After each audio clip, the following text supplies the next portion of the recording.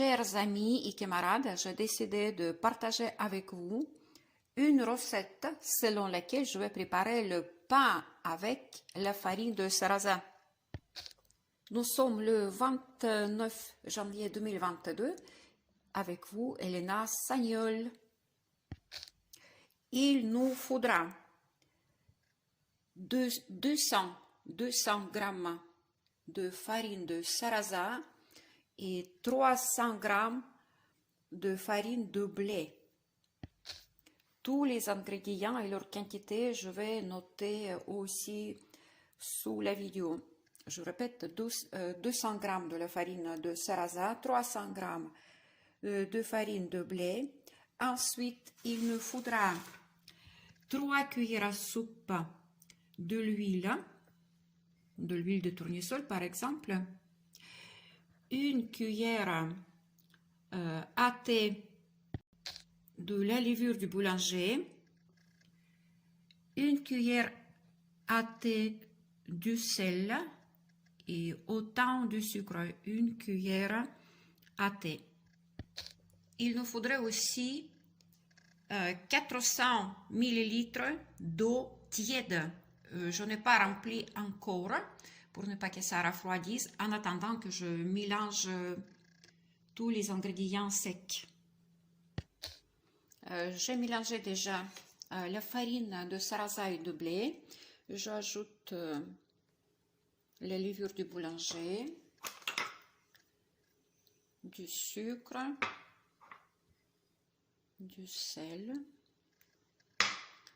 Je mélange tout cela.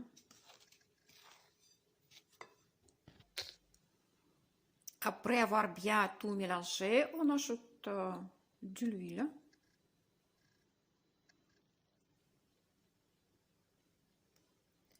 Et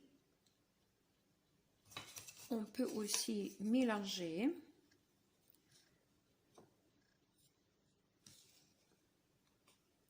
Et maintenant, on va en ajouter l'eau tiède, à peu près 37-38 degrés. On fait un petit creux. L'eau, on va ajouter tout doucement.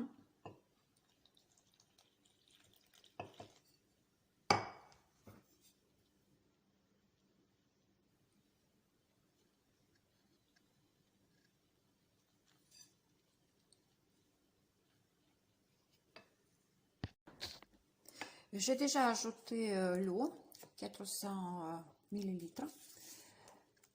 Maintenant, on va tout mélanger d'abord avec une cuillère et seulement après, on va pétrir la pâte à la main.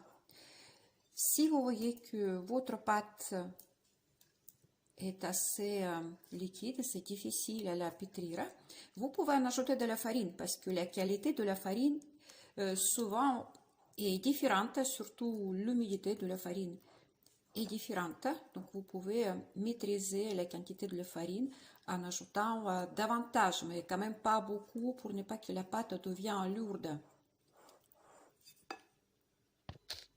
La pâte doit rester quand même n'est pas très ferme. Regardez, elle colle toujours à la main, donc je vais mettre sur les mains de l'huile et former une boule et passer avec les mains l'huile, c'est-à-dire avec de l'huile, autour de cette boule. Voilà, vous voyez la consistance de la pâte. Je ferme donc avec un film étirable pour laisser reposer la pâte. Par-dessus, je vais couvrir également avec un torchon en coton. Et entre-temps, je vais voir, peut-être je vais enlever le film étirable et garder que le torchon à l'ancienne. La pâte restait à reposer pendant près de 2 heures. Je l'ai déjà sortie de son récipient. Je l'ai un tout petit peu saupoudré avec la farine, pétri aussi vraiment un peu, départagé en 2 parties. Et voilà ce que ça donne au niveau de l'épaisseur de la pâte. Voilà comment il est. Vous pouvez former ces deux morceaux autant que vous souhaitez, forme ronde ou forme du brique, et laisser encore reposer pour 45 minutes. J'ai déjà préparé le plat, le papier de cuisson, et j'ai mis un tout petit peu de l'huile. C'est bien ici que je vais poser mes deux morceaux. Je vais couvrir avec un torchon en coton et laisser reposer, comme je disais, pour 45 minutes. Avant de couvrir avec un torchon et laisser reposer la pâte, je viens de faire la découpe à peu près d'1 centimètre de profondeur. Voilà ce que ça donne au bout de 40 minutes de repos. En même temps, je viens de percer les petits creux. Et maintenant, on envoie au four pour cuire 20 minutes avec la température 200 degrés. Et ensuite, on passe à 180 degrés pour faire cuire encore 30 minutes. Voilà ce que ça donne après 20 minutes de cuisson. Voilà la deuxième. On passe à 180. Voilà, la cuisson est terminée. Je vais maintenant couvrir avec le torchon pour laisser refroidir. Et voilà ce que ça donne après la cuisson. Regardez de plus près la texture. Voilà.